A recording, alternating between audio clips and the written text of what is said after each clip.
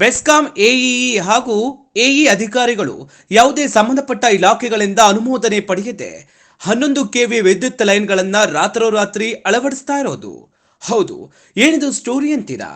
ಆನೇಕಲ್ ತಾಲೂಕಿನ ಇಂಡ್ಲವಾಡಿ ಕ್ರಾಸ್ ಸಮೀಪ ಸಿಡಿ ಹೊಸಕೋಟೆ ರಸ್ತೆಯಿಂದ ಹೊನ್ನ ಕಳಸಾಪುರ ಮಾರ್ಗವಾಗಿ 11 ಕೆವಿ ವಿದ್ಯುತ್ ಲೈನ್ಗಳನ್ನು ಭೂಮಿಯ ಆಳದಲ್ಲಿ ಅಳವಡಿಸಿಕೊಂಡು ಹೋಗ್ತಾ ಇದ್ದು, ಇದು ಬೆಸ್ಕಾಂನ ವತಿಯಿಂದ ಕಾಮಗಾರಿ ನಡೀತಾ ಇದ್ದು, ರಸ್ತೆಯನ್ನ ಡ್ಯಾಮೇಜ್ ಮಾಡಿಕೊಂಡು ರಸ್ತೆ ಸುರಕ್ಷತಾ ಕ್ರಮಗಳನ್ನು ವಹಿಸದೆ ರಸ್ತೆಯ ಪಕ್ಕದಲ್ಲಿ ರೈತರ ಜಮೀನುಗಳಲ್ಲಿ ಹಾಗೂ ರಸ್ತೆಯ ಇಕ್ಕೆಲೆಗಳಲ್ಲೂ ರಾತ್ರೋರಾತ್ರಿ 11 ಕೆವಿ ಲೈನ್ಗಳನ್ನು ಅಳವಡಿಸಿಕೊಂಡು ಹೋಗ್ತಾ ಇದ್ದು, ಈ ಕಾಮಗಾರಿಯು ಯಾವುದೇ ಸ್ಥಳೀಯ ಆಡಳಿತಗಳ ಅನುಮತಿಯನ್ನ ಪಡೆಯದೇ ಇರೋದು ಸ್ವತಃ ಅವರೇ ಹೇಳಿದ್ದು.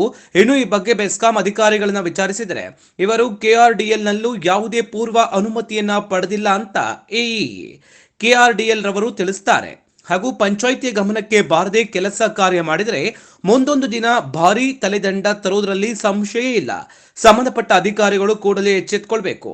ಈ ಕಾಮಗಾರಿಯ ಟೆಂಡರ್ ಪಡೆದವರು ಯಾರು ಹಾಗೂ ಈ ಕೆಲಸದ ಗುತ್ತಿಗೆದಾರರು ಯಾರು? ಎಲ್ಲ ಬೆಸ್ಕಾಂ ಅಧಿಕಾರಿಗಳೇ ಇರಬಹುದು, ಗುತ್ತಿಗೆದಾರರು ಅವರೇ, ಅಧಿಕಾರಿಗಳು ಇವರೇ. ಸಂಬಂಧಪಟ್ಟ ಅಧಿಕಾರಿಗಳು ಇತ್ತ ಗಮನ ಹರಿಸಿ ಅಂತ ಸಾರ್ವಜನಿಕರು ಕೇಳ್ತಾ ಇದ್ದಾರೆ.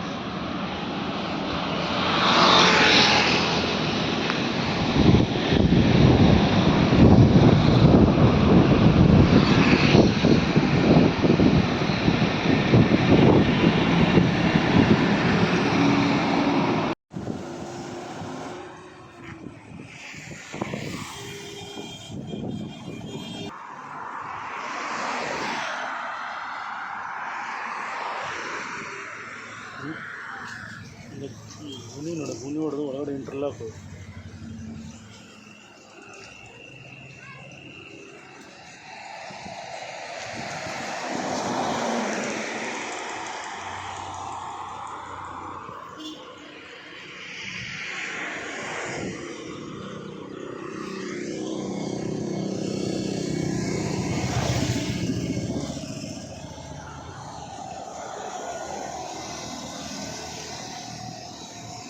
ವರದಿ Anand Kumar, K99 Kannada news channel, Anekal.